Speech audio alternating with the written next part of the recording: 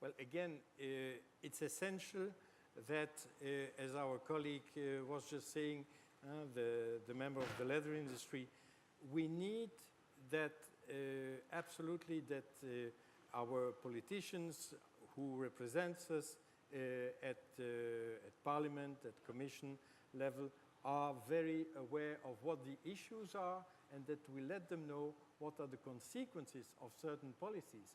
When Mr. Oettinger was saying this morning, and he used twice the word unacceptable when he said for gas, between shale gas and the price of natural gas in Europe, a coefficient 1 to 4, he said unacceptable.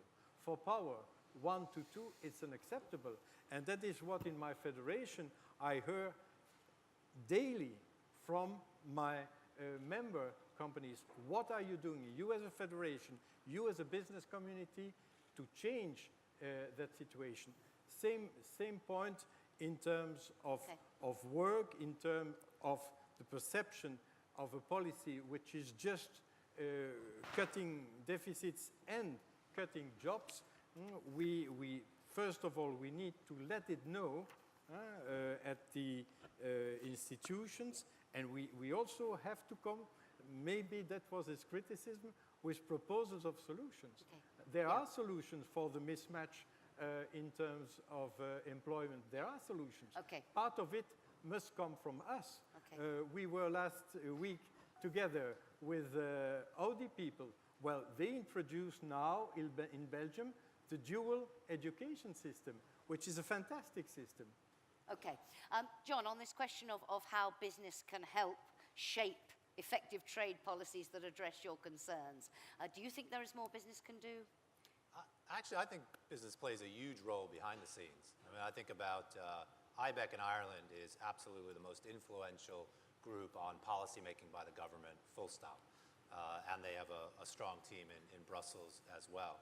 And my own company would have 6 people based in Brussels, heavily involved in regulation, marketing freedoms for our industry, free trade agreements. So I think we know the answers and we know them better than anyone for our industries. I think where he was right is we tend to do it behind the scenes. We don't come out forcefully and help politicians sway public opinion on the things that are critical to economic growth. Peter, one more word. You talked about the importance of the business community in the TTIP negotiations. What specifically does the business community need to do over the next few months to help drive this process to a successful conclusion? Well, the commissioner actually laid it out perfectly in the sense that he said, provide me input on substance. Make sure that my trade negotiators know what we need to know in order to negotiate a good deal. And I think Business Europe does a very good job of bringing together a lot of different views and putting them in. But I think it's always good when many different experts from companies like Diageo are actually talking about things that are very specific to their industries and the situations they face. So providing help on the substance is one part.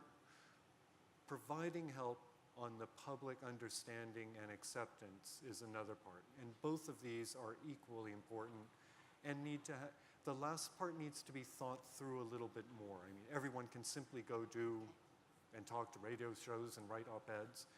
But I think doing a little bit of coordination and thinking about it in environments like this is also a very good idea. Okay, thank you very much. Right, we are out of time, but before we go, I want to do what I've done all day. Industry matters, trade policy matters. It's been said time and again, you've all very much endorsed that. And the Commissioner talked at the beginning about having an engaged and ambitious trade policy that works. If you had one priority, it can be a priority, we've talked about the role of business in this, but one priority for the future to make sure that we really do have a trade policy that contributes, I go back to the topic of the day, to industrial competitiveness, to the renaissance of industry in Europe, what would that priority be for each of you? And I started with John on the first question, so I will start with Peter on the last question and work back. You know, Jackie, I knew you were going to ask this, so I wrote it down. And my 2 were participate in developing substance and speak out. And since the Commissioner used both of those, I won't say them. What I'll do instead is I'll I'll quote something that was kind of a mantra of President Clinton when there was a debate in the United States about NAFTA. And the Clinton administration mantra was, compete, don't retreat. That sort of vision and spirit and ethos has to inform everything people do. We have to be engaged in the world. We have to compete, not pull back. Thank you very much. Pierre-Alain. Well, as an industry, you understand my message is we need to continue in a stubborn, consistent way to look for improving competitiveness of Europe. And not only, we are not, like many people think, competing on the lowest wages, the lowest labor cost. It's competing on uniqueness of our products.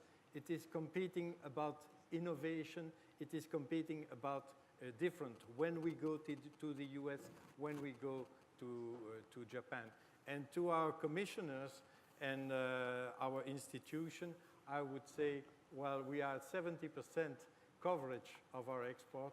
Go for the full 100%, and not in a naive way, being very aware that sometimes trade can be very tricky. I was speaking about the rate of exchange. It's one point. Sometimes, and it was mentioned by a colleague, the trade is not played in a fair way. So also we must put in the FTAs, in the agreement, the sanctions, and then apply it. Okay, thank you very much. John, you have the last word. Last word, wow. I do want to make a different point, which is important, is that you're not going to win in international trade if you're not growing at home. You know, our companies need to succeed in Europe, grow in Europe, so they get efficiencies of scale, and then can compete on the global platform. And I look at a report every week that looks at consumer sales in every country around Europe, in bars, in restaurants, in grocery stores, and it's dead as a doornail. You know, there is no growth in consumer spending in Europe. And if we can get that going, I think it'll make a huge difference to the competitiveness of our companies. And the one thing I think the politicians can do, we're not talking enough about, is start reducing the tax burden in Europe. You know, if I look at my industry, we have 25% of global sales of alcohol, yet we attract 50% of the tax. And there's so many direct and indirect taxes that the consumer's burdened with, that I think a key to international trade is, let's spur the domestic economies. Let's start figuring out, as we get fiscal balance, how we start to reduce the burden on the consumer. And can I thank you, John, for bringing us very neatly back to where we started this morning when we first identified those key policy drivers for industrial competitiveness. So on that note, ladies and gentlemen, will you join me in thanking our panel very much indeed? Thank you so much, gentlemen.